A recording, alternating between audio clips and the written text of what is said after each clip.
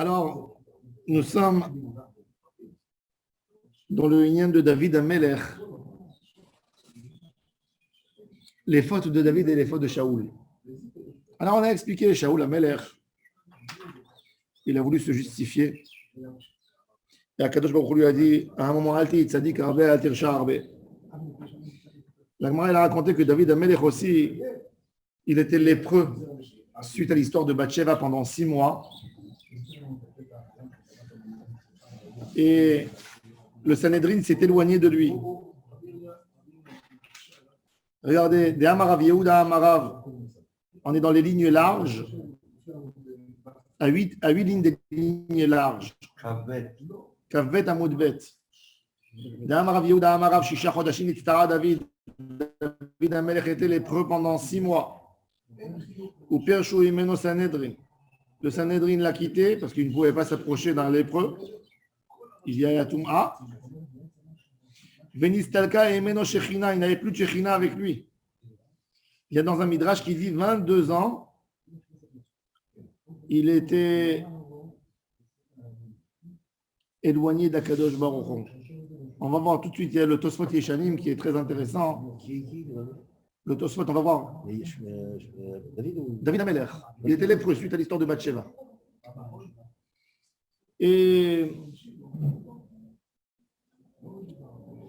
ופרשו ממנו סנהדרין והסתלקה ממנו שכינה, דכתיב ישובו לי יראיך ויודעי עדותיך. Regardez le Tosfot Yeshanim, très intéressant. C'est des petites lettres dans l'extrême, dans le côté gauche de la page. Tosfot Yeshanim. Alors regardez, Shisha Chodashim Nitztara David. Vous le voyez? Dans le Tosfot Yeshanim, vous le voyez? Tosfot Yeshanim, c'est un autre Tosfot. Il y a en France, il y avait les Tosfot de Tours, les Tosfot de Chance, les Tosfot de Paris. Alors, les Tosfot qui ont été édités ici, c'est Tosfot de Chance. Alors, quand il y a d'autres Tosfot, ils ont trouvé un autre cahier de Tosfot, il a été imprimé. Mais comme il a été trouvé qu'après la première édition de Venise, on l'a édité dans les côtés. Mais c'est aussi un Tosfot, c'est les Sages de France. C'est un autre Beth Midrash.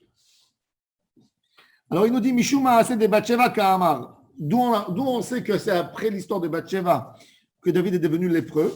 De Amar. Il a dit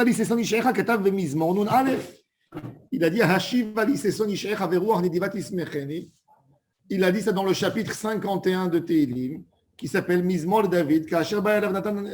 Mizmor David, c'était après l'histoire de Bathsheba. Au Birushalayim, donc c'était normalement quand David était sur son trône à Jérusalem. Décaché les Rebbi, il dit mon Rav, il a posé une question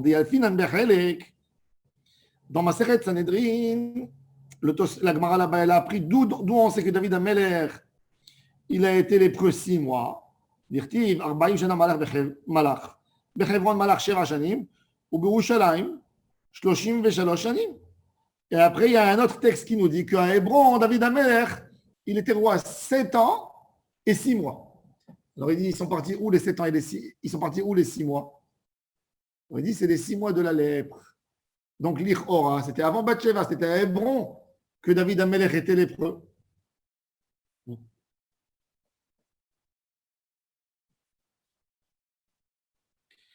בתחילת דברי הימים, כשמונה בניו של דוד, ואותם 6 חודשים יתרים שחיסר הפסוק במקום אחר שנצטרה, משמע שהיו בחברון. ויש לומר, dit, תוספות דוודאי אותה צרעת הייתה בירושלים, cette lèpre elle était à Jérusalem et pas à Hébron. ומה שנדלג באחד מן הפסוקים, אותם 6 חודשים בחברון, להודיע שהיו 6 חודשים שלא היו במלכותו, pour nous dire qu'il y avait 6 mois qui n'étaient pas dans la royauté de David. לפי שאותם 6 חודשים היתרים על החשבון של שנים היה בחברון, נוח לו לדלגם יותר מלכתוב שמלך בירושלים 32 שנה וחצי. Il dit c'est plus facile d'écrire 7 ans et 6 mois et sauter les 6 mois plutôt que de dire qu'à Jérusalem il était 32 ans et demi. C'est plus facile. Comme ça il avait répondu Rabbi El-Hanan Baal de Tosfot. C'est pas une chronologie. אבל מספקא il était en doute אם מלך דוד 40 שנה שלמים ואותם 6 חודשים היו יתרים, ou השישה חודשים היו מן החשבון, נכון. ב-39 שנה וחצי, חשיב 40 שנה, il ne sait pas. Bon. En tous les cas, il faut savoir que même que la Gemara, elle a appris, la Gemara dans Sanhedrin, elle a appris cette histoire de la lèpre de David, du fait que c'est écrit 7 ans et demi. On ne sait pas en réalité, ces 6 mois, ils appartiennent à quoi? À Jérusalem ou à Hebron. Nous, d'après notre Gemara à nous, c'est vers la fin de la vie de David. C'est Jérusalem. C'est quand David avait déjà, si on fait le compte, il avait 58 ans. À peu près. Shlomo a été roi à l'âge de 12 ans. Salomon est né un peu après l'histoire de Bathsheba, que son fils est mort. Donc, il devait avoir, admettons, 2 ans avant, 56, 57 ans, 56 ans. Déjà, il gouvernait bien, il était à Jérusalem, il était déjà bien introduit dans ça. Hein? Il a eu la lèpre. Il a eu eu la lèpre. Et ça veut dire que quand tu dis la lèpre, ça veut dire qu'il s'est éloigné de Hachem. Oui, et il ne pouvait pas rentrer à la synagogue, rien du tout. Fermé, Ouais, c'est confiné. C'est étonnant de dire que si on dit 7,5, ça veut dire qu'il y avait 8 moins 1,5. Le demi peut être partout. Tu peux dire, moi j'aurais dit, c'est-à-dire les 6 mois qui ne sont pas comptés, ça veut dire que toi, soit dans sa conclusion, il veut te dire que les 6 mois qui sont comptés, ils peuvent être gardés pour plus tard. Bien sûr. Ça veut dire que c'est des mois. C'est vrai, il a été 7 ans et demi à Hébron et il les a complétés. À Jérusalem, il avait 40 ans dans le total. Et comme on ne va pas dire 7 ans et demi ici, mais normalement, quand tu fais le compte de la royauté, ça aurait dû faire 40 et demi. 40 et demi, ça se dit. Tu dis, il a gouverné le peuple d'Israël pendant 40 ans et 6 mois. C'est normal de dire ça quand tu fais le chiffre au total. Maintenant, puisqu'on va lui enlever 6 mois qu'il était lépreux, qu'il n'a pas gouverné, donc ça ne veut pas dire qu'il n'a pas été à Hébron 7 ans et demi. Il a été 7 ans et demi. Et je vais dire qu'en fait, que 39 et demi, que 33, que 32 et demi, il a gouverné à Jérusalem parce que tu lui enlèves 32, voilà.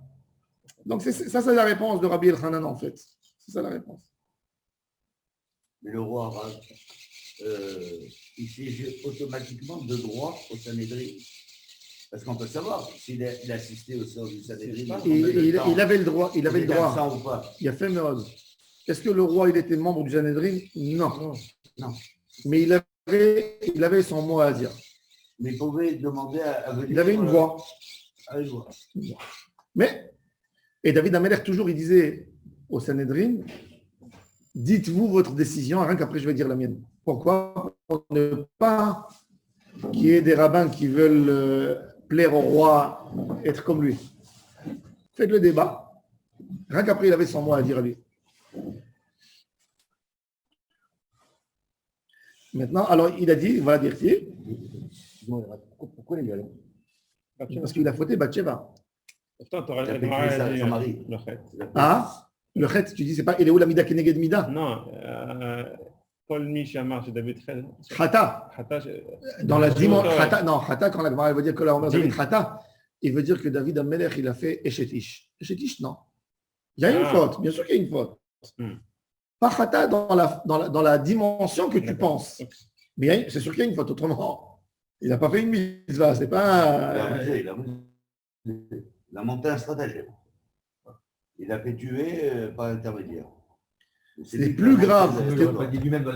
Voilà. L'acte était beaucoup moins grave que ce qui a été autour. L'acte était moins grave que ce qui s'est passé autour. Tu as raison, la Gemara dit de liquider son mari, etc. C'était. Bon, le mari, il était khatsouf, mais toute la situation était mauvaise. Comment ça s'est déroulé, toute cette histoire? Et c'est déroulé très très mal. Comme que David Amelech, il pensait que ça allait se dérouler.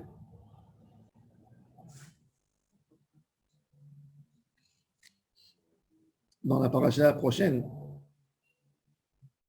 on voit que ça commence l'histoire du Mashiach avec beaucoup de saleté. Yehuda, Yehuda, il voit une femme, Tamar, sa belle-fille, elle se déguise à une prostituée et il va avec elle, il a une envie, après il a honte quand il voit sa belle-fille. Alors Alors, ben, les Mekoubalim, ils expliquent que tout le lien du Mashiach, il est très perturbé. Pourquoi? Pour que le Satan, il ne colle pas ses pattes là-dessus. Et Il y a trop de fautes. c'est pour ça qu'il y a tellement de choses. Ça, c'est la première explication. Et deuxième chose, comme le Mashiach, lui, il fait le tikkun de Ham Israël. Imaginez-vous un rave qui a quelqu'un qui vient chez lui et lui raconte les pires horreurs qu'on peut faire. Le rabbin, il n'est même pas capable de lui donner sa main. Il a grandi, le rave, il a grandi dans la Kedusha toute sa vie, et tout ça. Il se dit, celui-là, mais c'est un animal, c'est une abomination. Mashiach, il vient d'un endroit, d'un quartier où personne ne fréquente. Et il les connaît tous. Et il dit, ouais, ben, moi j'ai passé aussi comme vous. Et c'est que lui qui peut faire teshuva en Israël. C'est qu'un garçon comme David Ameler, qu'on le considérait comme, excusez-moi sur l'expression, comme un bâtard. Hein. C'est que lui qui dit, Mouzar Haït Ilecha, il dit, dans la maison, mes frères m'appelaient bâtard. Son père l'appelait bâtard.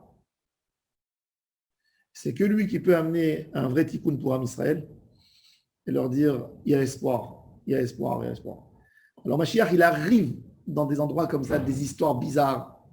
Puis Yehuda, il croit que c'est une prostituée, il va chez elle. Il y a Ruth à Moavia avec Boaz, l'histoire de Ruth à Moavia dans ce parcours.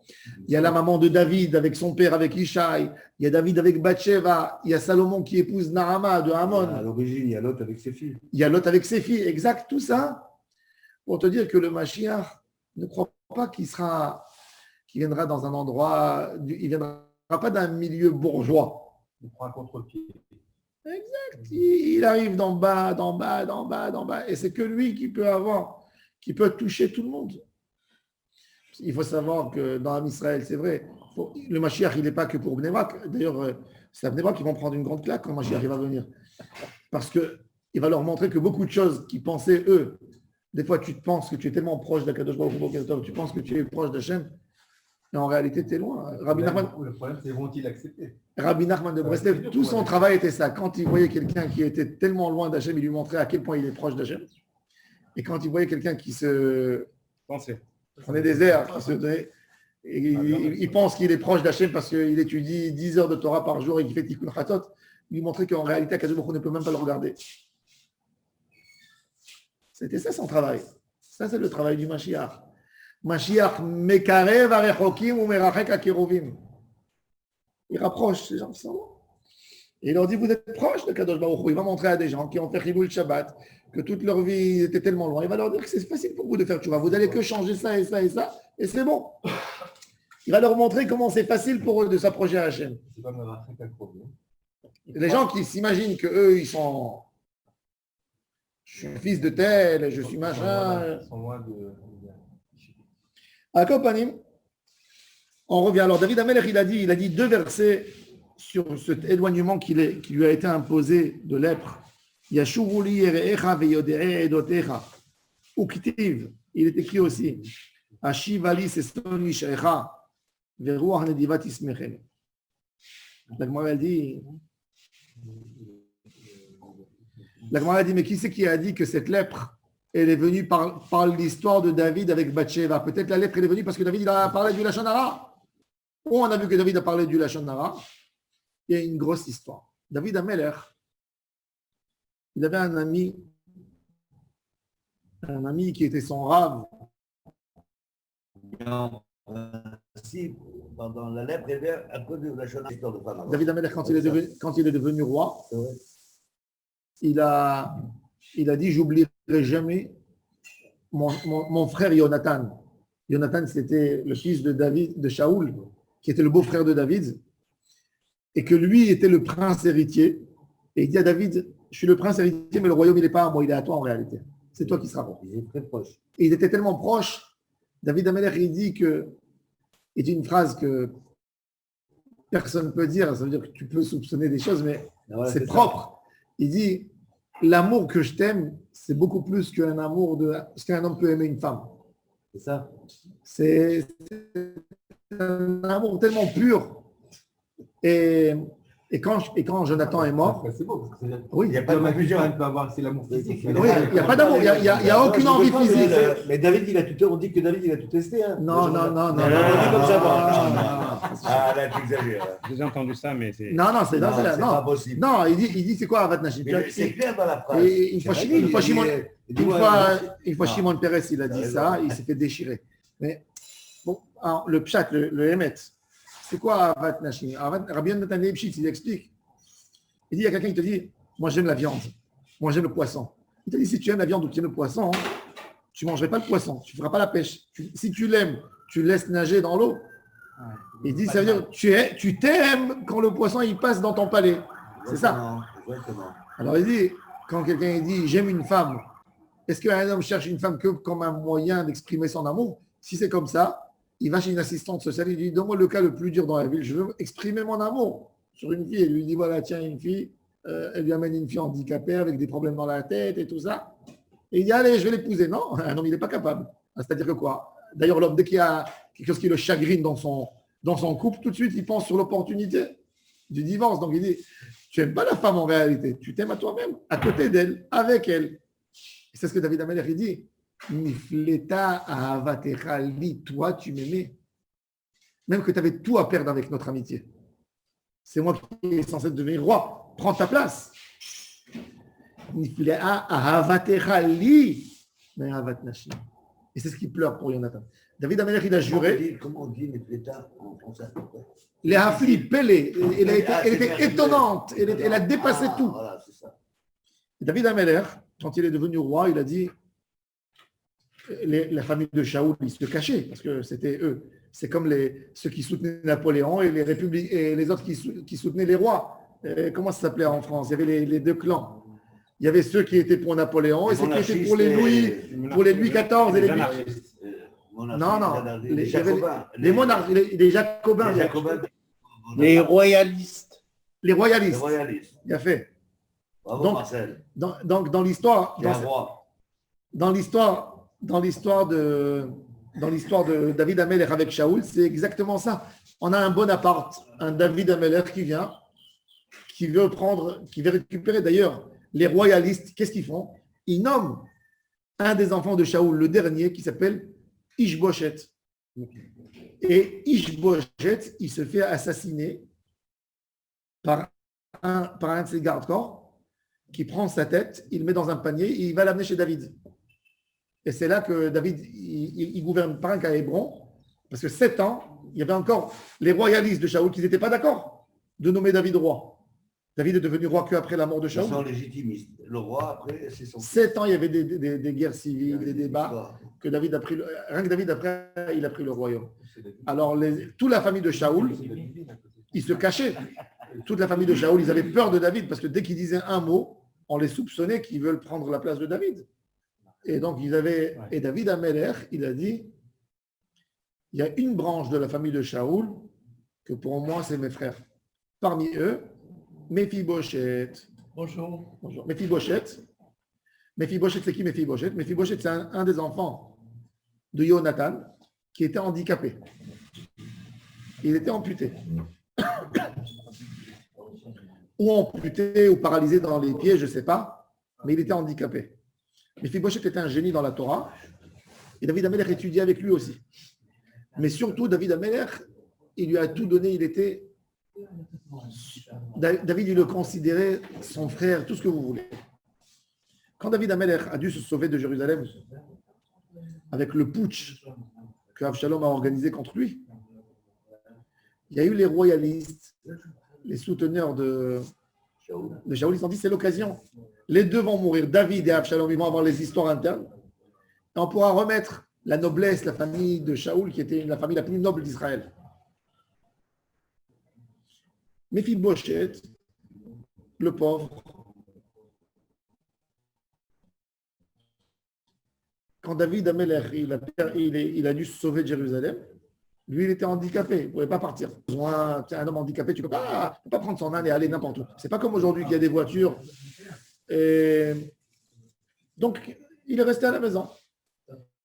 Il avait un esclave qui était escroc, qui s'appelait Tsiva. Mephibosheth, qu'est-ce qu'il fait? Il dit, il dit à son esclave, écoute, je ne peux pas soutenir mon frère David, mais au moins, prends tout le fromage qu'il y a à la maison, il fait du fromage, de chèvre, prends des sacs de raisins secs, et prends des pains, et va amener à David pour ses soldats, pour les soutenir. Et chaque fois, il envoie. S'il va, il vient, il va voir David, il dit, tu sais, j'ai pris de mon argent, mon boss, Mephibosheth, il est tellement heureux que tu t'es sorti de la ville. Et moi, j'ai pris ça de chez moi et je te l'ai amené. La preuve, voilà, regarde, il n'est pas venu te soutenir. Pourquoi? Parce que lui, il voulait trouver une liberté. David Amelech, il était au moment de colère quand tu lui as dit ça. Il dit, ben, si c'est comme ça, quand on revient à Jérusalem, tu prends toutes les terres que j'ai données, que j'ai offertes à Mephibosheth. Il avait donné, à l'époque, les rois, ils donnaient à leurs proches des terres, des champs. Et il a dit, tu prendras tout. Tout est à toi. Quand il est retourné à Jérusalem, il voit Mephibosheth qui vient. Mephibosheth lui dit, rien qu'aujourd'hui, je suis parti chez le coiffeur.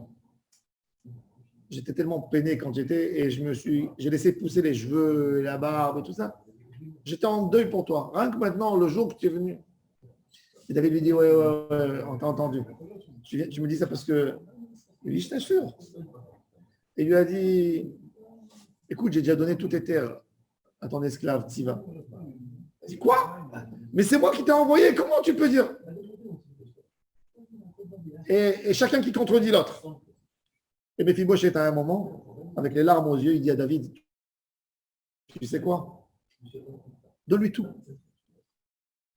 L'essentiel pour moi, c'est de te voir bien, en bonne santé. Donne-lui. J'ai rien à dire. Et David, il se sent gêné quand il entend cette phrase. Il dit, bon, ok, partagez les terres. Moitié-moitié. Quand David a dit partager les terres, il y a une voix qui sort du ciel. Partageant les terres, ton royaume sera partagé.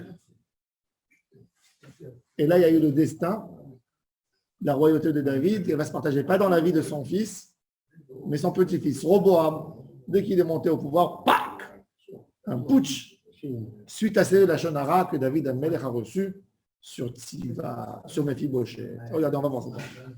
C'était à cause d'une chose. Mais c'est un Lachon Hara, attends. Mais ça a eu une telle incidence sur tout le peuple. C'est grave. De là, tu vois, c'est quoi un Lachon Hara? C'est exactement ça la force. Mais c'est exactement ça la force d'un Lachon Hara. On ne s'imagine pas, mais un Lachon Hara. Hachem, il n'est pas complètement ancré comme eux, il est ancré dans D'accord, il faut avoir une attente de David. voir la dimension de ce qu'on peut faire. Regardez dans la Gemara, regardez dans la Gemara. Véa Amarav, écoutez maintenant, voilà, je vous ai raconté l'histoire en long et en large, maintenant on va voir dans le texte. Véa Amarav, qui belle David Lachon Hara. La Gemara dit non, qui Shmuel. Des Amalo qui belle David Lachon Hara. Alors, s'il y a un débat entre Rav et Shmuel, est-ce que c'était un Lachon Hara ou c'est pas un Lachon Hara? Est-ce que David il avait le droit d'entendre ça ou il n'avait pas le droit d'entendre ça? Alors, Rav, il dit, c'est Lachon Hara, et c'est pour ça que David Amelech est devenu lépreux, pas à cause de Bathsheba. Et Shmuel, il dit, Lokibel David Lachon Hara. Donc, l'histoire de la lèpre, elle vient suite à l'histoire de Bathsheba. Alors, regardez. Non, mais il a reçu la Shonara. Comment il appelle quand? Attendez, les Rav Namidama Kibel David Lachon Hara. Aïparomine. La Gemara dit, il a été puni déjà sur une autre punition. De Amar Rav Yehuda Amar Rav Beshara, chez Amar le David le Mephibosheth. Amarti Ata Vetziva Tachleku et Asadeh. יצאה בת קול ואמרה לו, רחבעם וירבעם יחלקו את המלכות. Tu as fait ça, ben, même ton royauté sera partagée de la même manière que tu as fait comme ça. Mais comment David il peut accepter d'un esclave qui lui normalement ne peut pas parce que c'est des Il fautes, vient chez lui, il lui dit, je me suis sauvé de mon maître avec du pain. il n'a pas le pour droit, t'amener. c'est du vol. Non, il a dit, je veux te soutenir. C'est du vol. Ça veut dire, mais ils n'ont pas de quoi manger. Il ne peut pas accepter ça. Si, ils peuvent accepter au moment de guerre. Il y a des gens qui viennent aider la résistance. Le roi, il est... C'est une vraie question, ça. Comment David, il accepte ces choses? Il n'y a pas au moment de guerre, au moment de guerre où ta vie est menacée, où les gens veulent te tuer, tu as tellement de gens qui veulent te tuer, tu es là avec quelques soldats fidèles à toi, tu es là-bas et tu te retrouves et, il y a quelqu'un, et vous n'avez pas de pain à manger, il y a quelqu'un qui vous amène des gourdes, du pain, du fromage et il te dit, j'ai pris de mon argent qui me doit, et moi j'ai fait tout, moi je suis avec vous, moi. Et il amène. Pour la vie d'Amelech, c'est un héros. Il est propriétaire de rien du tout, il ne doit rien du tout. Mais c'est un héros, il est venu, il s'est mis en danger pour nous amener à manger. Il faut que tu comprennent qu'à l'époque, à Jérusalem, Absalom, il a mis des gardes, des soldats dans toutes les rentrées et les sorties de Jérusalem. Et il massacrait tout celui qui était soupçonné d'aider à David, ça, son papa. Il a fait plus grave que ça. Il a violé les femmes de son père pour montrer au peuple qu'il va partir avec son père jusqu'au bout. Et il est parti jusqu'au bout et il est mort. C'est incroyable cette histoire. Il est mort pendu. Pendu, oui, sur Yoav l'a tué avec des épées et tout ça. Mais Il était suspendu. Il a été suspendu. il a couru et ses cheveux.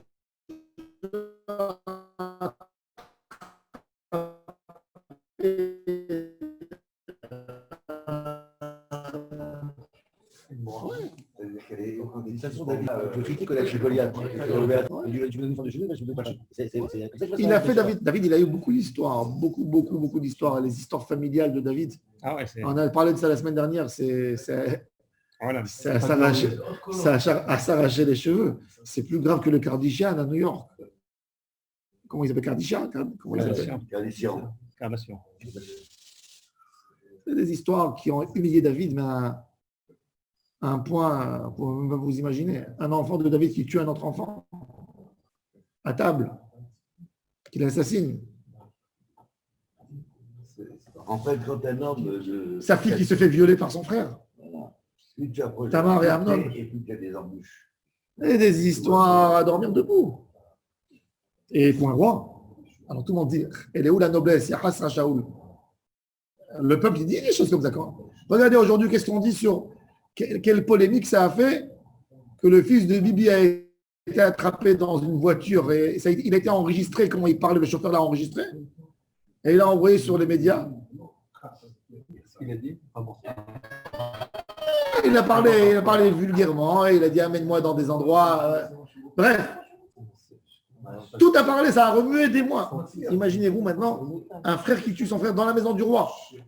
Et tout le peuple attend que le roi condamne son fils à mort. L'assassin, c'est un assassin. Les assassins, à l'époque, il y avait la peine de mort. Allez, on va voir si tu es capable de tuer ton fils. Et il n'a pas tué. Il lui a pardonné à la fin. Bon, Absalom s'est sauvé. Mais il y a eu des histoires. Il y a eu beaucoup d'histoires. Beaucoup d'histoires. On ne s'imagine pas la vie de David Ameler. C'est la vie la plus compliquée. C'est manger d'Amnon qui a fait tout ça. Hein? Absalom, c'est pour se manger d'Amnon. Oui, d'accord. Mais après, il a fait le putsch contre son frère. C'était sa sœur en vérité. Oui, Absalom. oui.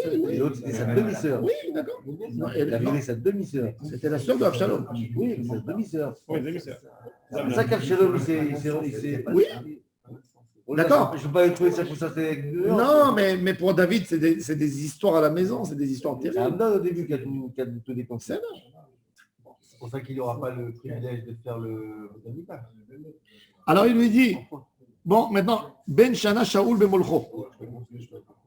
La Gemara, elle dit, c'est intéressant, il y a un texte très bizarre qui parle de la royauté de Shaoul qui dit qu'il avait 1 an quand il a gouverné.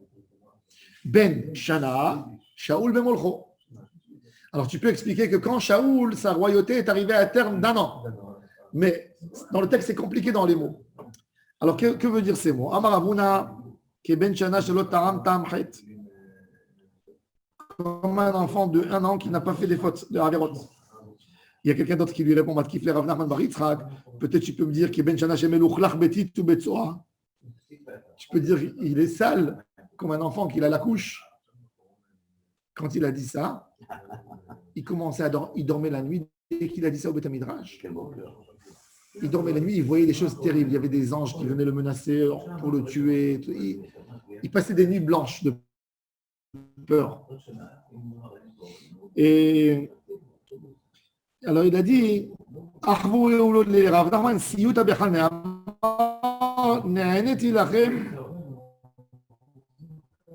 Atzamot Shaoul Ben Kish. Je vous demande pardon, les ossements, continue à l'embêter encore plus. Chaza, Siyuta Bechal Ne'amar, Ne'aneti Lachem, Atzamot Shaoul Ben Kish, Melech Israël, le roi d'Israël. Il a donné une importance à Shaoul et là, ça s'est calmé. Tu ne peux pas parler comme ça.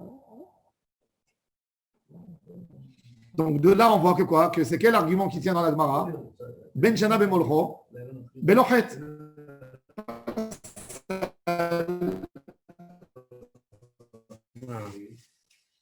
Amar Rav Yehuda, la royauté de Shaoul n'a pas duré longtemps. Bon, on sait, il y a l'histoire de Amalek, mais Shaoul était trop honnête pour être roi. ce qu'on appelle aujourd'hui de la naïveté. Un politicien a besoin d'être sale. Pourquoi? C'est d'être rusé, d'être sale. Ou alors on a l'habitude de le voir sale. On va voir, regardez. Mais Shaoul Ben Shana, ça veut dire que donc il était innocent comme un enfant d'1 an, peut-être. Tu sais, un homme, prends un.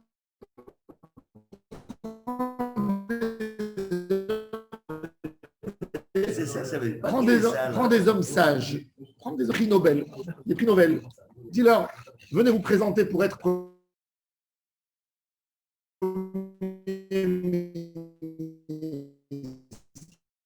rentrez dans la politique. Il faut des gens propres. Ils se mettent, et ils sont bons. Regardez Benny Gantz, Ramatkal, mais il n'est pas politicien. Il ne sait pas gérer son groupe. Il ne sait pas couper une tête. Il ne sait pas enlever. Il ne sait pas être ingrat. Tu ne peux pas tenir. Non, je n'ai pas dit ça. Tu ne peux pas tenir dans la politique. La politique, le secret de la politique, c'est de la résistance. De la résistance. Pour résister, je dois mentir, je suis obligé de mentir. C'est-à-dire, si mon but à moi, c'est d'être là, je suis obligé de faire tout pour rester. Et ça, c'est la politique. C'est peut-être la difficulté d'être à ce poste-là proprement. Tu sais, on dit qu'un jour, le mensonge et la hanoupa, comment on dit la hanif, l'hypocrisie se sont mariés. Qu'est-ce qui est sorti? Comment il s'appelait l'enfant? Politique. C'est les deux ensemble. Et il est là pour être roi, pour avoir une vraie gouvernance. Moi, je pense que c'est le vrai homme qui l'a dit. Il fait des magogues. Des magogues aussi, oui. Ça, peut-être. On dit toujours, on dit toujours, pour être politicien, sinon, il n'a pas sa place. il faut dire ce que tu ne fais pas. Et il faut faire ce que tu n'as pas dit. Bien sûr, un cours de sciences politiques que vous faites. Oui, mais ça c'est... Alors regardez, justement, la Gemara parle de ça, regardez. למה לא נמשכה מלכות דוד, בית שאול מפני שלא היה בו שום דופי. Et plus que ça encore. דאמר רבי יוחנן משום רבי שמעון בן צדק, אין מעמידים פרנס על הציבור, אלא אם כן קופה של שרצים תלויה לו מאחוריו. שאם תזוח דעתו עליו, אומרים לו חזור לאחוריך. Il y a une très belle phrase en hébreu qui dit, celui qui ne fait pas ne se trompe pas. On a besoin toujours d'avoir quelqu'un qui s'est trompé. Et c'est lui qu'il faut l'aider. Et c'est ce qu'Akadosh Baruch Hu, il a dit à Aaron à Cohen. Quand ils ont monté le tabernacle, alors, Moshe Rabbeinu, tout le monde se disait, c'est Moshe Rabbeinu qui sera Cohen. Et Moshe, d'ailleurs, il était sûr que c'est lui le Cohen. Il a dit, je suis le seul, moi, dans Am Israël, qui n'a pas fauté dans le veau d'or. J'étais en haut. Et les enfants de Lévi, si c'est fait pour pardonner la faute du veau d'or, Akadosh Baruch Hu, il lui dit tout d'un coup, tu sais qui c'est que tu vas prendre? Celui qui a fait le veau d'or pour Am Israël. Aaron Achicha. Le Midrash, il dit qu'Aaron, il tremblait, il dit, ça va pardonner le veau d'or que moi j'ai fait. Ok, j'ai fait parce que je me suis trompé. Je voulais les empêcher, etc. Mais c'est moi qui l'ai fait. Et le Midrash, il dit qu'Akadosh Baruch Hu lui a dit, parce que toi, tu as fait, c'est que toi qui sauras vraiment nettoyer la tâche. C'est dans cette idée, dans cet esprit. C'est extraordinaire. Tu sais, tu avais C'est dur pour vous comprendre. un problème. Tu as trouvé dans la banque un problème. Il y avait de l'argent qui disparaît. Tu as fait une enquête, tu as trouvé le voleur. Tu l'as trouvé. Qu'est-ce que tu fais? Tu le jettes pour faire peur. Si tu prends cet homme, tu lui dis, écoute-moi maintenant, tu as deux chances. Ou je te jette, je te mets dehors maintenant. Et tu vas avoir les hontes jusqu'à la fin de ta vie et tu ne seras jamais accepté dans aucun endroit. Ou depuis aujourd'hui, je vais te mettre dans la trésorerie pour que toi, tu contrôles qu'il n'y a pas de voleur. C'est beaucoup plus efficace. Bon, l'homme, c'est un vengeur. Il adore venger pour calmer une... Là, Shabbat, il est venu chez moi à la synagogue. Le responsable de Ben Gurion, il a dit que cette semaine, Bibi, il a voyagé en Arabie Saoudite avec le chef du Mossad. Et dans les employés, c'est un secret. Et dans les employés, il y a un gars, il a pris la photo. Comment il monte dans l'avion, il a envoyé sur Ynet. Ça fait une histoire parce que l'Arabie Saoudite, elle ne voulait pas qu'on dise cette chose. Et eux, ils ont renoncé. Et on a dit que Israël, elles ont fait. Et il a dit toute la semaine, ils leur ont fait des polygraphes dans toute la société 500 personnes qui étaient dans le... Il a dit, l'aéroport, il n'a pas travaillé. Tout le monde des menaces toute la journée, des gens du Mossad. Ils l'ont trouvé. Et ils l'ont mis dehors. Ça, il a publié les photos dimanche, jeudi, il a été trouvé. Ça veut dire, ils n'ont pas attendu. Et ils l'ont mis dehors. Mais maintenant, la question, tu peux prendre quelqu'un, tu lui fais des hontes comme ça, tu l'as humilié, il devient un ennemi juré maintenant. Celui-là, même les secrets qu'il va savoir, c'est dangereux. Il faut le protéger maintenant, il faut lui écouter son téléphone. Mais si tu le prends, tu lui dis, écoute, regarde le dégât que tu as fait. Tu as deux opportunités. Ou tu vas prouver quelque chose d'extraordinaire.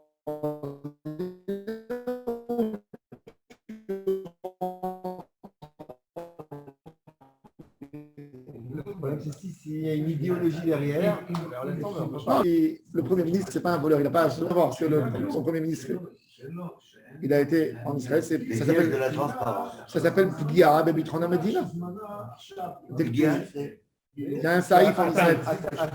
Il y a un truc en Israël, tu peux faire rentrer chaque personne en prison avec ça. Pgia Bebitron Medina. Eux, ils décident que tu as touché le... Avec ça, tu peux faire rentrer celui que tu veux. Ils se sont laissés l'opportunité de faire ce qu'ils veulent avec. En tous les cas, ça c'est la chose. Alors on lui dit, donc le Parnasse, on lui dit, monsieur, tu as fait des fautes, qui tu es toi? Et il faut qu'on puisse dire à un Premier ministre, voilà, il traîne des casseroles derrière lui. Deuxième explication, pourquoi la royauté de Saül n'a pas réussi, parce qu'il ne s'est pas vengé.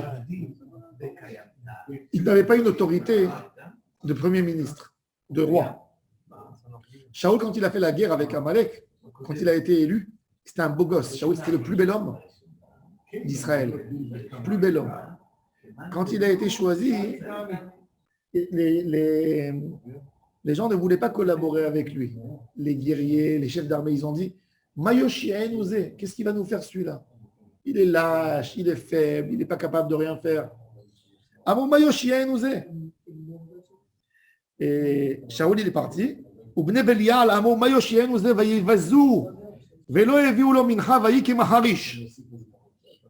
test de guerre que Shaoul Amelech il a besoin de faire. Nahash Amoni, Nahash c'est le roi de Aman, de Rabat Aman, en Jordanie. Et il vient, il siège Yavesh Gilad. Et il lui envoie premier test de sa royauté. Les gens de Yavesh Gilad viennent nous sauver. On est en danger de mort. Et Shaoul, il va, et il fait une grande guerre. Et il les sauve. Parce que Nahash, d'abord, les Juifs, là-bas, ils lui ont dit on est prêt d'être soumis à ta royauté, à toi, rien que laisse-nous.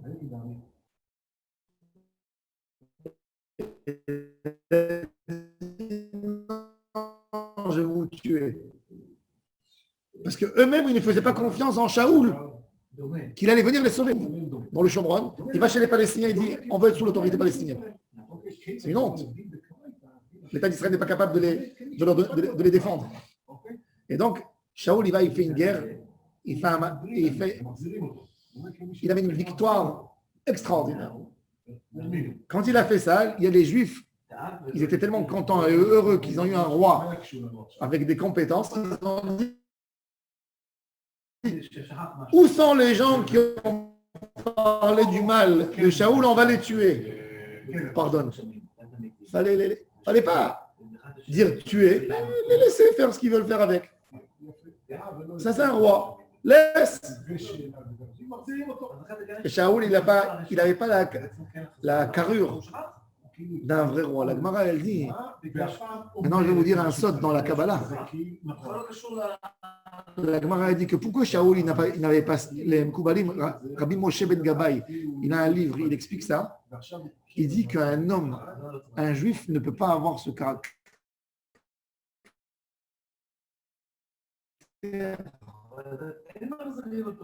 de cruauté. Il a pitié et c'est ce qui va le tuer. David Amelech, il avait besoin d'un huitième d'un peuple cruel comme Ammon et Moab. Et c'est pour ça le Sod, pourquoi il y a eu Ruth dans le passage de David. Ruth, elle a donné à David nous, on nous a tués dans la guerre 6 millions et plus. C'est pas 6 millions, c'est 6 millions et demi. Il faut le savoir. 6 millions, c'est chiffre. C'est 6 millions et demi. Et aujourd'hui, à Berlin, 200 000 Israéliens. Ça nous montre qu'on n'a pas un honneur. C'est pas qu'on n'a pas un honneur, c'est qu'on n'a pas ce point de cruauté. On pardonne. Dès que Nasser, il est venu en Israël en 79. C'était après la guerre de Kippour, 3000. On a oublié. Vous savez que quand ça date, oui. Quand il y avait eu la guerre de Kippour, ils sont rentrés dans un camp. Ils ont vu les soldats prier. Ils les ont pris, ils les ont égorgés. Et ils leur ont pris Chas Shalom, le membre de la Brit Mila, ils leur ont mis dans la bouche, ils leur ont coupé. Avec une cruauté qu'on ne peut même pas s'imaginer. Et tout le monde a applaudi Sadat. Il est arrivé, il dit je veux voir Moshe derrière. Je vois, oui. Je vois. Oui, mais pourquoi? Parce que dans l'âme Israël, on a de la Rahmanout. David Ameler, il avait en lui un peu de goy. Et c'est ça ce qu'il a réussi à faire lui, qui sortait en guerre, il faisait des guerres terribles. Il disait que David Ameler, il n'amenait pas de prisonniers avec lui. Il les mettait par terre et il les sciait. Avec toute sa sensibilité, il a écrit de la poésie. C'est pour ça qu'il n'a pas construit aussi le Beth Oui, bon, c'est une autre. Non, c'est pas pour ça.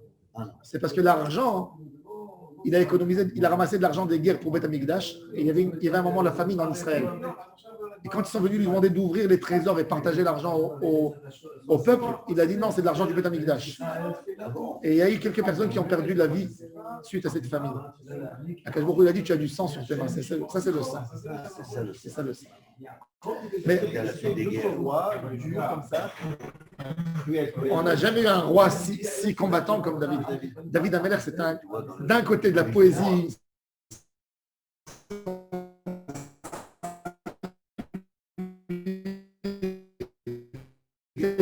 qu'on ne peut même pas s'imaginer, quelle sensibilité. Et d'autres, je ne retournerai pas si un chouve, Adem Hatsem. Ça veut dire, ils sont dans des délais. Il y a un délai qui sont très. Il y a un délai où Dieu ne leur donne pas la possibilité de faire teshuva. Ça, c'est sûr, oui. Mais bon, David Ameler, d'un côté. Mais quand tu lis la poésie de David, tu vois une poésie tellement sensible, tellement fine. Exactement, toute la relation fine, et l'amour, et la gentillesse, et le dévouement, et la lutte pour une justice à un point. Et d'autre part, dur comme un. Ça, c'est un roi. Abraham est capable d'aller faire la guerre jusqu'à Damascus. Oui, Abraham le fait une fois. David Ameler, c'est un combattant. C'est dans le champ de bataille. C'est que 100 ans, les Hébreux n'ont pas réussi à résister. Non, 400 ans. Depuis l'entrée d'Israël jusqu'à 400 ans, les Philistins ils font des ravages et c'est David le premier qui les a. Il a fait lui le grand Israël. David Ameler est arrivé jusqu'à Damas dans sa conquête. Il a agrandi Israël plus que Josué, plus que Yoshua ben Nun. C'est un vrai stratège de guerre, c'est un guerrier, il a amené de l'abondance à Israël. Il a conquis de nouvelles terres ou alors c'est de grand Bien sûr, Israël. il a conquis, il est arrivé jusqu'à Damas. Bien sûr. Il est monté, il a pris le Golan. Le Golan, il nous appartenait depuis David Ameler. Il est monté, il est arrivé, il s'est arrêté au port de Damas. Et ça n'intéressait pas Damas, il n'a pas pris. Il est retourné.